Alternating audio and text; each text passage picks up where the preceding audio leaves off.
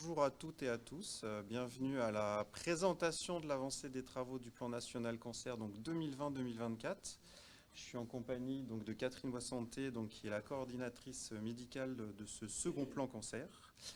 Alors je vais rapidement vous présenter l'agenda de la journée, qui est assez dense comme toutes ces présentations annuelles ou semi-annuelles. Donc, dans un premier temps, on aura un mot de bienvenue qui sera fait par le docteur Françoise Berthet, qui je remercie vivement et qui a dû remplacer au pied levé notre ministre, qui a une conférence de presse à donner. Ensuite, on aura l'introduction qui sera faite par le président donc, de la plateforme nationale cancer, le docteur Vincent Lenz. Ensuite, Catherine et moi, on vous présentera assez rapidement donc, un état d'avancement et les prochaines étapes, sans rentrer dans trop de détails, puisque ce sera le propre de chaque axe. Et ensuite, on fera dérouler les superviseurs présents avec leurs axes respectifs. Catherine Boissanté représentera donc les axes 3, 4 et 7. Et ensuite, on vous invitera à une rapide table ronde autour de l'Institut national du cancer, de sa création à son évolution. Et pour ça, on aura quelques personnes donc, qui prendront place, non pas autour du pupitre, mais à la place du pupitre. Et on a aussi donc, le cabinet juridique qui nous a accompagnés dans cette réflexion, qui sera présent et qui pourra éventuellement répondre à vos questions. Concernant vos questions, justement, si vous en avez, on vous invite à les poser par le chat. Comme ça nous permettra de les relever et de les poser directement aux personnes. Donc n'hésitez pas à les poser au fur et à mesure des présentations des axes et de la table ronde, et on vous remplacera en tout cas vis-à-vis des présentateurs. Voilà, je vais passer donc la parole au docteur Françoise Berthet. Merci beaucoup. Merci beaucoup Fabrice pour ces quelques mots d'introduction. Effectivement, beaucoup d'entre vous savent que pour le moment, le Luxembourg vit des moments politiques intenses qui requièrent toute l'attention de notre ministre, avec le débat actuel autour de l'obligation vaccinale contre la Covid-19. Et la ministre est absolument désolée de ne pas pouvoir vous souhaiter la bienvenue cet après-midi en raison de ses priorités. Bien sûr, si elle était là, elle évoquerait avec vous toute l'appréciation et l'admiration qu'elle a pour les avancées qui sont déjà visibles pour ce deuxième plan national cancer. Et elle évoquerait avec vous toutes les synergies dont le plan national cancer, dans sa deuxième version, dans sa deuxième édition, bénéficie avec l'accord de coalition 2018-2023 et avec les autres plans nationaux de santé, qu'il s'agisse du plan alcool, du plan maladies rares, du programme et de divers programmes de santé, que ce soit le Gesundheit SME Jeunes, que ce soit le programme de lutte contre le tabac ou d'autres programmes de prévention et de promotion de la santé menés par divers acteurs, dont la direction de la santé que je représente quand même aussi aujourd'hui avec cette double casquette aujourd'hui. Elle ne manquerait pas non plus d'évoquer avec vous l'importance de la digitalisation et le soutien qu'elle apporte à l'avancée de ces travaux qui, nous le savons, sont un des éléments phares du plan national cancer et qui permettront d'une part de documenter mieux non seulement l'état de santé des patients, mais surtout les parcours qui permettront de donner un soutien. Et je vois quelques fous rires dans la salle. Merci Guy. Le soutien, le soutien à l'échange des données entre les prestataires, le soutien aussi au recueil de données pour évaluer la performance de nos réponses, de la réponse de notre système de santé aux besoins de tous les patients concernés. Et avec ces quelques mots, je vais m'arrêter là parce qu'en réalité, je pense qu'il est beaucoup plus intéressant d'écouter toutes les interventions qui vont se succéder cet après-midi plutôt que d'écouter des généralités de la part d'une modeste représentante. Mais je ne voudrais pas encore céder le pupitre avant d'avoir exprimé, non seulement au nom de la ministre, mais également au nom de l'ensemble de la direction de la santé, tous nos remerciements.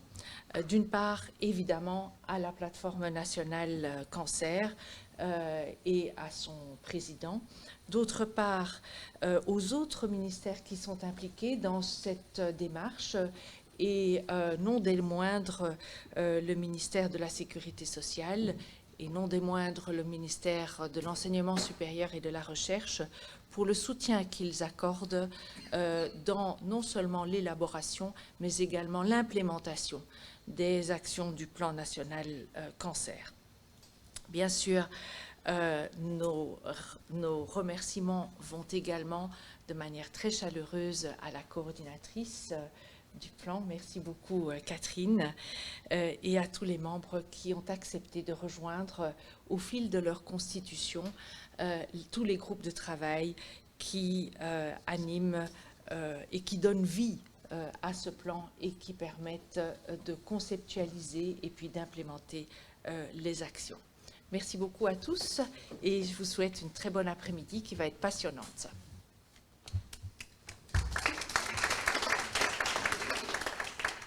Merci beaucoup Françoise.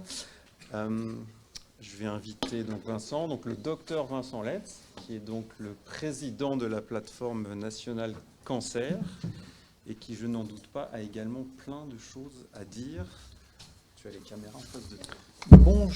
Bonjour à tous. Je suis particulièrement content d'avoir travaillé avec les personnes qui dirigent les axes et qui collaborent à ce plan cancer 2. C'est vraiment une joie de travailler avec des gens qui ont délibérément choisi de donner de leur temps, de donner, de leur intelligence, de leurs moyens pour participer à ce deuxième plan cancer. Certes, on a commencé gentiment, étape par étape, axe par axe. Certes, on a été interrompu par une deuxième ou une troisième pandémie, je ne me souviens plus laquelle c'était, entre novembre et mars, quelque chose comme ça. J'ai déjà eu de la chance et énormément de chance d'avoir Fabrice comme coordinateur pour pouvoir continuer à travailler et Catherine qui avait été nommée. Et malgré cette interruption officielle, nous avons pu, continuer à travailler sur certains axes. Et ça fait vraiment très plaisir de voir que chacun qui était directement ou indirectement intéressé a participé. Je souligne aussi que c'est une réunion de palettes de métiers extrêmement différentes, y compris la présence de patients. La présence de patients est représentée par des patients, à titre, pas anonyme, mais individuel. Et d'autre part, on a quand même 3 associations, la Patiëntenvertretung, nous avons le Kriegsscanner et nous avons aussi la Fondation Cancer qui sont d'un apport non négligeable. Les autres personnes sont soit des personnes des ministères, de la CNS, de la Direction de la Santé et e-santé et d'autres. Et puis nous avons des médecins de tous les hôpitaux, nous avons des pharmaciens d'officine, des pharmaciens hospitaliers. Je ne vais pas faire l'élaboration de l'entièreté des métiers qui sont présents, mais chacun donne une contribution indispensable au bon avancement des travaux. Au fur et à mesure des travaux qui avancent, et je pense que vous allez le voir, il y a certainement des choses qui sont collées, sur ce qu'on doit faire, notre plan de travail qui est relativement bien suivi, ce qui est très important pour ne pas se diversifier, aller, à gauche, à droite, chercher des choses qui sont individuellement importantes ou égoïstement importantes, mais on s'est bien axé, sur le plan 2, plan cancer, tel que, comme tu le rappelais tout à l'heure, avalisé par le Conseil du gouvernement. On se rend compte au fur et à mesure qu'on avance qu'il y a parfois des discrépances entre le nécessaire et le possible. Et on va tout faire aussi pour amener dans nos conclusions de travaux du plan cancer la figure d'une certaine réalité par ce qu'il faudrait avoir, ce que nous pouvons faire et ce que peut-être on devra céder à un plan cancer 3. Je n'aimerais pas devoir laisser une feuille blanche à la fin de ce plan cancer 2, mais amener plutôt des solutions, aiguiller ou montrer les problématiques qui font que ça n'avance pas comme le plan cancer devrait avancer. Et ça, nous en reparlerons d'ici 1 an et demi. En attendant, merci à tous et merci du soutien du ministère de la Santé, de la Direction de la Santé. Et je vous dis merci au nom de tous ceux qui ne seraient pas là. Voilà. Bonne journée à vous. À tout à l'heure. Merci Vincent. Alors, je vais, en compagnie de Catherine, vous présenter assez rapidement le côté pratico-pratique et opérationnel des différents axes. Ensuite, chaque superviseur rentrera, lui, dans le détail de son axe. Mais je pense qu'il était important qu'on vous montre un petit peu le déroulé, puisque le plan cancer, ça fait partie des plans nationaux qui sont assez denses, notamment en termes de groupes de travail et de sessions. Petit rappel, donc c'est la ministre de la Santé actuelle, Paulette Lenert, qui a officiellement lancé le second plan cancer fin 2020. On a eu un certain nombre de priorités calendaires actées via le règlement du gouvernement en conseil, la mise en place de la cellule de coordination. Donc j'ai eu la chance d'être rejoint par une coordinatrice médicale en novembre 2021, puisque malheureusement on a dû dire au revoir au premier coordinateur médical qui nous a quittés. Ensuite, on a nommé donc l'ensemble des membres de la plateforme nationale cancer, donc jusqu'à la fin de ce plan. On a structuré cette plateforme nationale, on a mis en place son règlement interne, son agenda, et ensuite la priorité a été donnée à la constitution des différents groupes de travail.